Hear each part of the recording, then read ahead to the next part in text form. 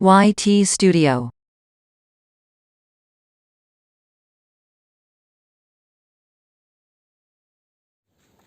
बच्चों, आज हम आपको एक कहानी सुनाते हैं। आशीष और रोहित के घर आपस में मिले हुए थे। रविवार के दिन वे दोनों सवेरे उठते ही बगीचे में आ पहुंचे।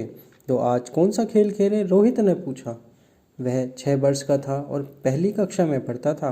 कैरम में तो मेरा मन भर गया है, क्यों ना हम क्रिकेट खेलें? आशीष ने कहा। वह भी रोहित के साथ पढ़ता था, मगर उसके लिए तो ढेर सारे साथियों की ज़रूरत होगी और यहाँ तुम्हारे सिवा कोई नहीं है, रोहित बोला। वह कुछ देर सोचते ही रहे और फिर आशीष ने कहा, चलो गप्पे खेलते हैं।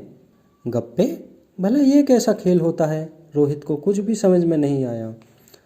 देखो मैं बताता हूँ, आशीष ने कहा।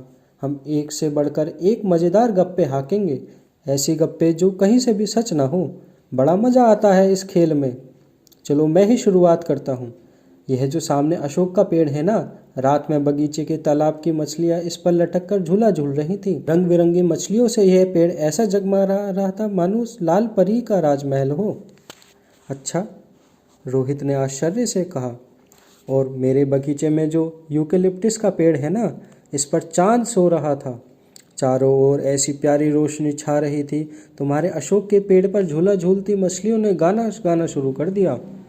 अच्छा, कौन सा गाना गा रही थी? आशीष ने पूछा। वही, चंदा मामा दूर के, पुए पकाए बूर के, रोहित ने जवाब दिया। अच्छा, फिर क्या हुआ? फिर क्या होता भला? मछलियाँ इतने जोर से गा रही थी कि चांद की नींद टूट गई और वह धड़ाम से मेरी छत पर आ गिरा। फिर क्या था? वह तो गिरते ही फूट गया। हाय सच!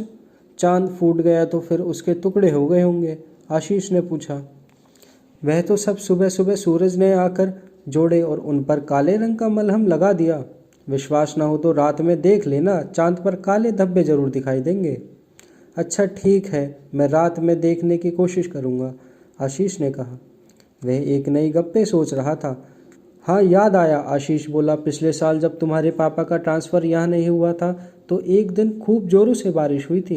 इतनी बारिश की पानी की बूंदे की बजाय रस्से की तरह गिर रही थी।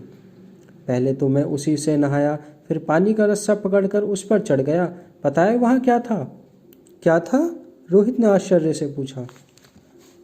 वहाँ धूप खिली हुई थी। धूप में नन्हे नन्हे घर थे, इंद्रधनुष के बने हुए। एक घर के बगीचे में सूरज आराम से हरी हरी घास पर लेटा आराम कर रहा था।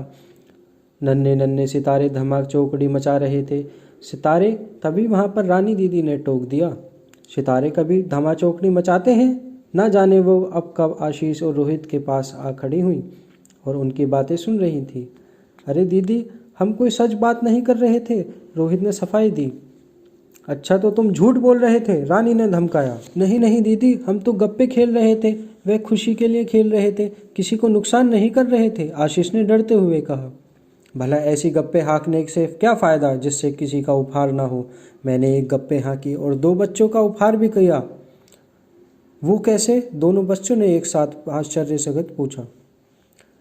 अभी अभी तुम दोनों की मम्मियाँ तुम्हें नाश्ते के लिए बुला रही थी। उन्हें लगा कि तुम लोग बगीचे में खेल रहे होंगे, लेकिन मैंने गप्पे मारी कि वह लोग तो मेरे घर में बैठ कर पढ़ रहे हैं। उन्होंने मुझसे तुम दोनों को भेजने के लिए कहा। यह सुनते ही आशीष और रोहित गप्पे भूलकर अपने अपने घर भागे। उन्हें डर लगा रहा था कि मम्मी उनकी पिटाई कर देंगी, लेकिन मम्मी ने तो उन्हें प्यार किया और सुबह सुबह पढ़ाई करने के लिए शाबाशी भी दी। रानी दीदी की गप्पे को वह सच मान बैठी थी। Please subscribe. YT Studio.